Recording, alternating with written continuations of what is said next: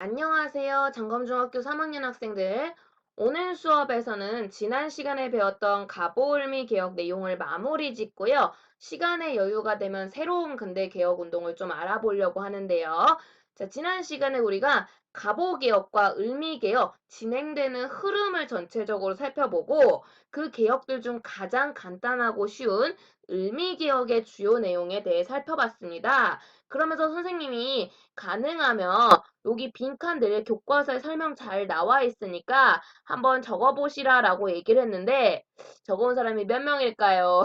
별로 없을 것 같긴 한데 자, 오늘 차근차근 빈칸 한번 채워보도록 합시다. 여기가 좀 법적인 내용이라고 해야 되나? 그냥 정책을 발표하는 거라 단어가 어려워서 그렇지 내용이 딱히 막 크게 들어있는 건 아니에요. 그래서 어려운 단어들, 어려운 용어들을 좀 해석할 줄만 아시면 되겠고요.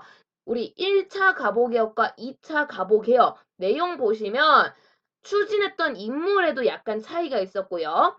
일본 간섭의 강도도 좀 달랐고요. 개혁을 추진하는 기구도 바뀌었었잖아요. 그죠? 그만큼 두 개혁 내용에 약간 뉘앙스 차이가 있습니다. 그 부분을 좀 비교하면서 보시면 좋겠는데요. 먼저 1차 가보개혁, 김홍집 내각을 중심으로 군국기무처라는 기구를 통해 진행된 개혁인데요. 크게 정치 분야, 경제 분야, 사회 분야에 걸쳐서 갑신정변과 동학농민운동의 내용을 모방해가지고 만들어진 개혁이라고 보시면 돼요. 그래서 주요 내용은 이런 식으로 구성이 돼 있는데 이 내용의 어려운 용어들, 숨겨진 내용들을 정리하면 오른쪽과 같다라는 거지. 그래서 요걸 좀 보시면요. 먼저 왕실 사무, 왕실의 일들, 궁궐 안의 일들과 국정 업무, 나랏일, 백성을 다스리는 일을 분리하겠다라고 했어요. 옛날에는 궁궐 안의 일과 궁궐 밖에 백성을 돌보는 일 전부 다 누가 진두지휘했었죠? 그치. 국왕, 왕이 진두지휘를 하면서 밑에 있는 신하들에게 명령을 내렸는데 이제 이거는 구분을 하겠다는 거야. 그러면서 국왕은 왕이니까 왕실 업무만 맡으세요 하면서 궁 내부의 업무, 왕실 내부의 업무를 맡을 기구를 세워요. 그 교과서에도 적혀 있는데요. 이 기구를 궁내부라고 해요. 궁 내부에 있는 일을 맡는 기구라고 해서 궁 내부고요. 나랏일, 백성을 다스리는 일은 정부, 의정부가 담당하도록 합니다. 그래서 김홍집은 여기에 소속돼서 일을 하는 거예요. 그래서 국왕님은 궁궐 안의 일만 맡으세요. 바깥 일은 내가 할게요. 그러면서 두 영역을 구분하는 거고요. 자연스럽게 왕권은 이전에 비해 약화가 된다고 볼 수 있는 거죠. 그리고 나랏일의 가장 핵심적인 기구는 의정부가 되는 거고요. 이 의정부가 만든 이러한 정책, 법률에 의해서 나라를 다스리는데요. 봅시다. 국왕이 아직 존재하고 있지만 의정부가 만든 정책, 법률에 의해서 나라를 다스려요. 자, 갑신정변에서도 얘기했었죠? 요거 입헌군주제 해당한다고 볼 수가 있고요.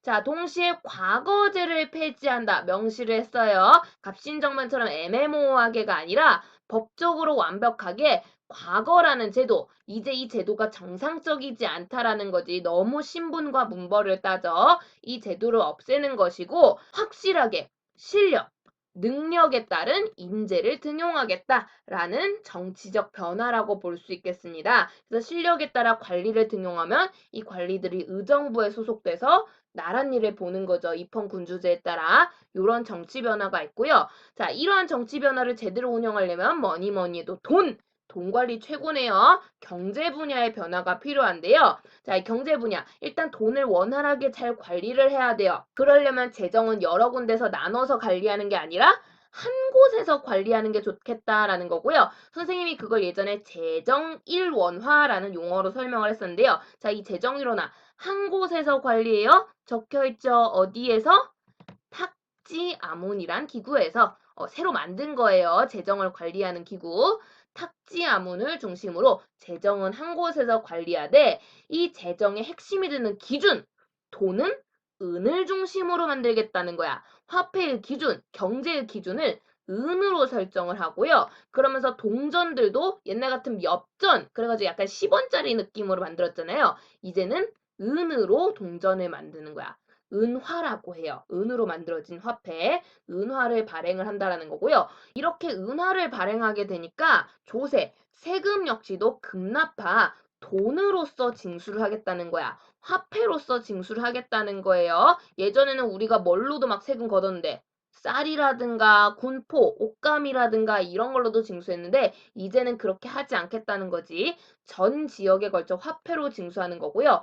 요렇게 화폐로 징수하려니까 기준이 같아야 돼. 모든 도량형, 단위들을 통일합니다.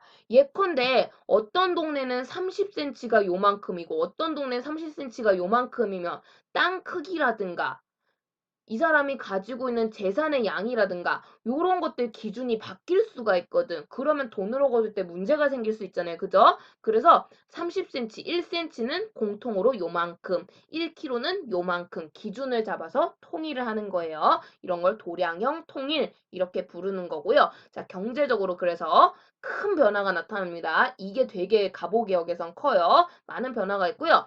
자, 사회 분야.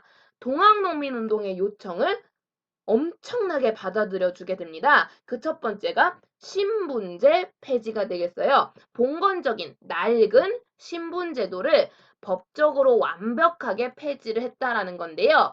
그래서 더 이상 백성들 사이에 양반이니 평민이니 노비니 구분하지 않습니다. 구분하지 않는데 여러분 오늘부터 너 양반 아니야. 오늘부터 너 노비 아니야. 라고 말을 했어도 하루아침에 이게 오늘부터 나 양반 아니구나. 됩니까?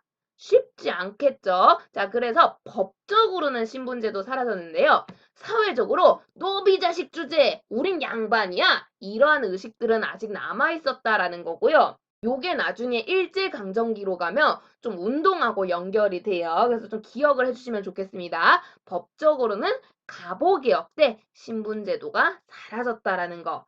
그러면서 여성의 인권도 향상시키는 거죠. 과부의 재가, 과부의 재혼을 정식으로 인정하게 되고요. 뿐만 아니라 조혼, 어린 나이에 결혼하는 거예요. 조기에 일찍 혼인을 한다. 조혼, 어린 나이에 결혼하는 거. 여성들에게 문제가 좀 많을 수 있어요. 왜냐면 어린 나이에 아이를 낳게 되니까 산모의 사망률이 되게 높았거든요. 요런 좀 잘못된 풍습들 금지하겠다라는 거고요. 또한 연좌제, 내가 죄를 저지르지 않아도 연결되었다는 이유로 내가 이 사람 친구라는 이유로 이 사람 가족이라는 이유로 같이 처벌받는 걸 의미해요. 이 연좌제 역시도 말이 되지 않는다. 당사자는 죄가 없는데 왜 처벌하냐? 라고 하면서 금지를 하기 시작합니다. 이런 식의 변화들이 당시에 나타나게 됩니다. 대부분은 내용 그대로인데 용어들만 좀 파악을 하시면 좋을 것 같아요.